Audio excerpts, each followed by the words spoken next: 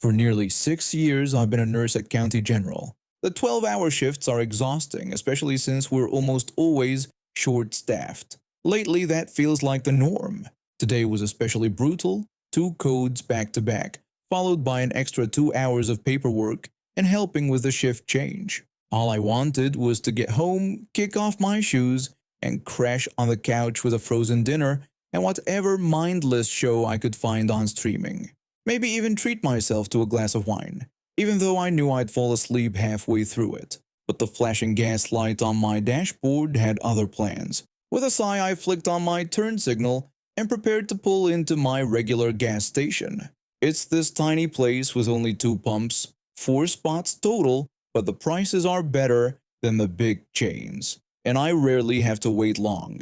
When I was turning into the lot, this shiny black Mercedes coming from the opposite direction cut right across my path, nearly clipping my front bumper. I slammed on my brakes, sending my gym bag and a stack of patient charts I'd brought home to review flying onto the floor. I shouted in shock, cursing in a way that would have made my grandmother disown me. The near miss had my adrenaline pumping, and I couldn't hold back my anger. I pulled into the station and noticed a police cruiser parked near the small convenience store. For a moment, I hoped the officer had witnessed the reckless driving, but no such luck. The Mercedes pulled up to one side of the pumps, and I took the other. I got out, swiped my card, and started filling my tank. That's when I heard the woman in the Mercedes talking loudly on her phone. She was complaining to someone named Shelley about the gas station service. She was insisting that she had arrived before me but was being ignored by the attendant. She called the people working there stupid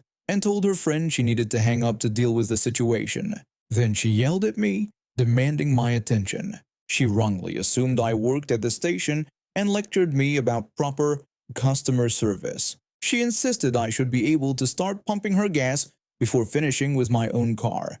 The woman threatened to call my boss if I made her late and scolded me for serving customers out of order, claiming she had arrived before that guy, not realizing I was that very customer. I looked down at her license plate. New Jersey. Of course.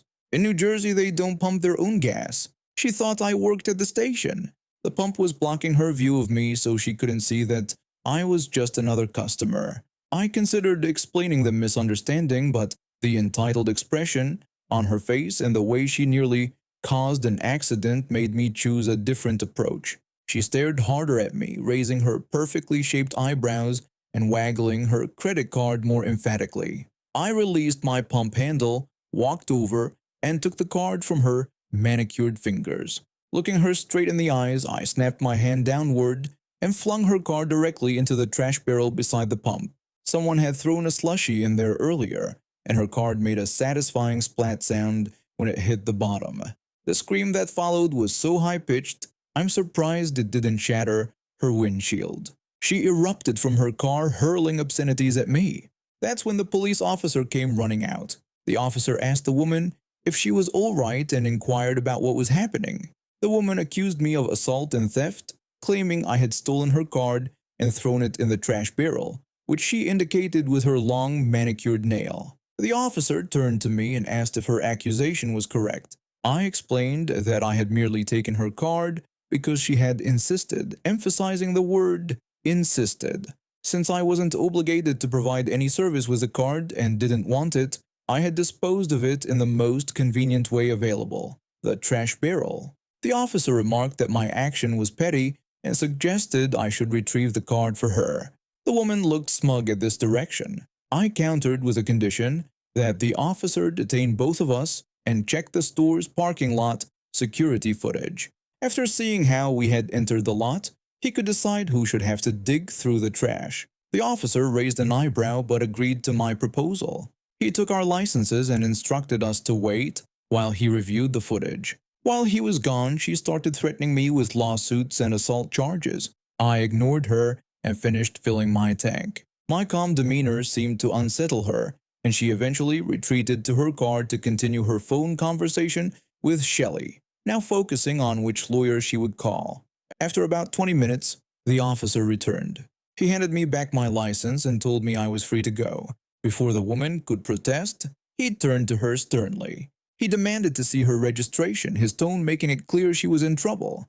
As I drove away, I saw her frantically digging through her glove compartment while the officer wrote in his notebook. In my rearview mirror, I could see her gesturing wildly, probably trying to explain away her dangerous driving. I have lived in this neighborhood for as long as I can remember. It's a peaceful place where everyone looks out for each other and cares about their neighbors. That is, until Karen moved in. I'm a middle school teacher who has owned my modest two-bedroom house for nearly 15 years. My parents helped with the down payment as a graduation gift when I finished college, and I've taken pride in maintaining it ever since. I know all my neighbors by sight, if not by name, and we always exchange pleasantries when we pass each other walking our dogs or collecting our mail. Karen arrived about 6 months ago. The moving truck pulled up on a Saturday morning and several of us neighbors brought over welcome baskets and offered to help. She barely acknowledged us, barking orders at the movers and complaining loudly about how the previous owners had completely misrepresented the size of the closets. Within the first week, we all realized we had a problem. Karen's idea of settling in involved blasting music until 2 a.m., letting her dog run loose to do its business on everyone else's lawns, and parking her oversized SUV wherever she pleased, often blocking mailboxes or taking up 2 spaces on our narrow street. The neighborhood association president attempted to have a friendly chat with her about our community guidelines. He tried to welcome her properly and share information about our neighborhood practices, but Karen rudely cut him off. She told him she didn't have time for this, that she paid her taxes and would do whatever she wanted on her property. When the president tried to explain that our guidelines were designed to maintain property values and neighborhood harmony, Karen simply slammed the door in his face. I managed to avoid direct confrontation with her for months. I'm not confrontational by nature. I deal with enough drama teaching 7th graders all day. But everything changed last Thursday. I had scheduled a doctor's appointment months in advance. It was important. I needed to discuss some concerning test results and potential treatment options. When I was gathering my things to leave, I looked out the window and saw Karen's SUV parked directly across my driveway, completely blocking me in. I took a deep breath, grabbed my phone to document the situation with a few photos, and walked next door to Karen's house. I knocked politely. After the 3rd attempt, she finally answered, phone pressed to her ear. I politely explained that I needed to leave for an important appointment and that her car was blocking my driveway. Karen barely looked at me and dismissively told me to just drive around it because she was busy. When I explained that wasn't possible because her car was completely blocking my exit, I asked if she could please move it. Karen rolled her eyes and said she was on an important call and would get to it when she was done. I tried to emphasize the urgency of my situation, mentioning I've been waiting months for this appointment. Karen briefly covered her phone and told me it wasn't her problem, then returned to her call, apologizing to the person on the line for her annoying neighbor. She shut the door in my face. I stood there for a moment, stunned at her complete disregard. I called my doctor's office to explain the situation, but they couldn't reschedule. The specialist was booked solid for the next 3 months. After waiting another 20 minutes and knocking again, no answer this time, I called a towing company. The operator assured me that since the vehicle was blocking a private driveway, they had every right to tow it. Within 30 minutes, Karen's SUV was hooked up and hauled away. I missed my appointment, but the sense of finally taking action gave me a strange satisfaction. The next morning, I was awakened by thunderous pounding on my front door. I threw on a robe and peeked through the peephole to see Karen's angry face. Karen shouted at me to open the door right now. I cautiously opened the door, keeping the security chain in place, and asked if I could help her. She demanded to know where her car was, saying the towing company told her I had it towed and questioned how I dared to touch her property. I explained that she had parked in my driveway, blocking me in, and I had it towed because she refused to move it when I asked politely. Karen angrily asked what I meant by not giving her car back and demanded I give her the keys. I clarified that I didn't have her keys or her car and that the towing company had it, so she would need to pay the fees to get it back. That's when she snapped, Karen slammed her shoulder against my door, breaking the security chain. She pushed her way into my house, wild-eyed. She accused me of having her keys and possibly stealing them too. Then she began tearing through my living room, flipping over couch cushions and knocking books off shelves.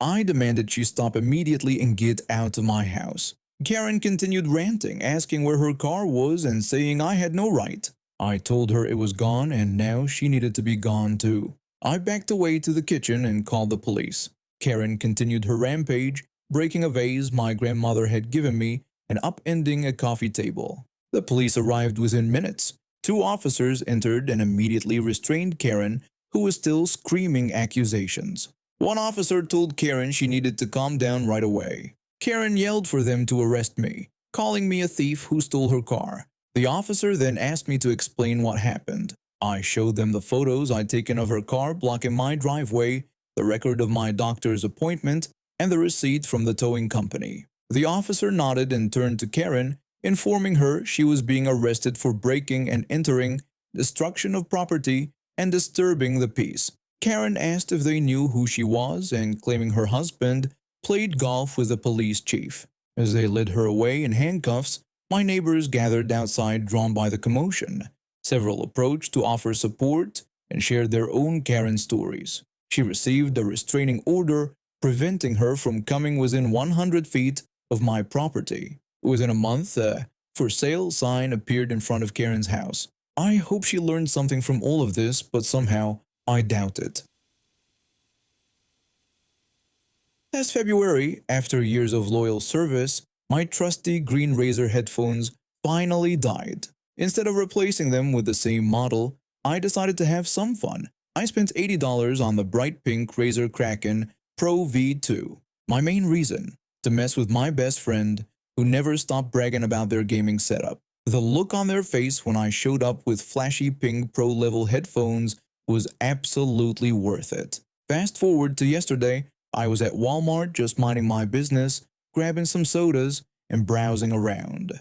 I had my pink headphones on, blasting music loud enough that I couldn't hear anything else. I was in my own little world until I felt someone tap my shoulder. I turned around to see a woman with a teenage girl who looked about 16 or 17. I took off my headphones to hear what they wanted. When I asked what they wanted, the woman smiled in a way that felt off.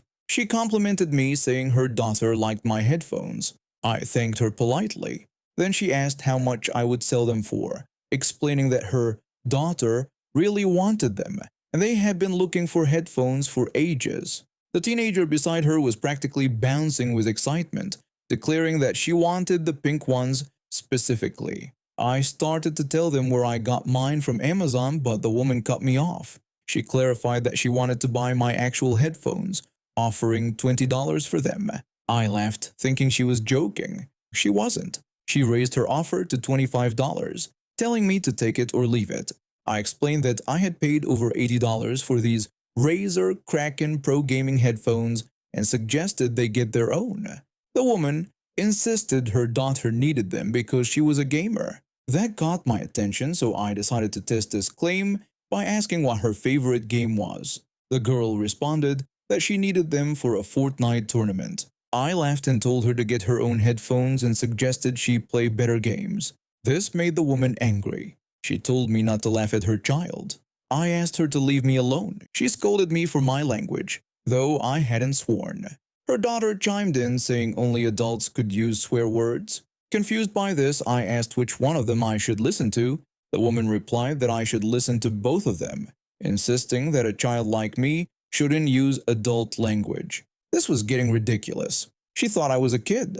I told her that I was actually an adult, striking a dramatic pose for effect. She countered by saying she was my elder. I pointed out that she had no authority over me, so I didn't need to listen to her if I didn't want to. The woman got even more angry and demanded I give her my headphones, claiming I owed them to her now. The teenager echoed her mother, saying she wanted the pink ones. I refused and told them to leave me alone.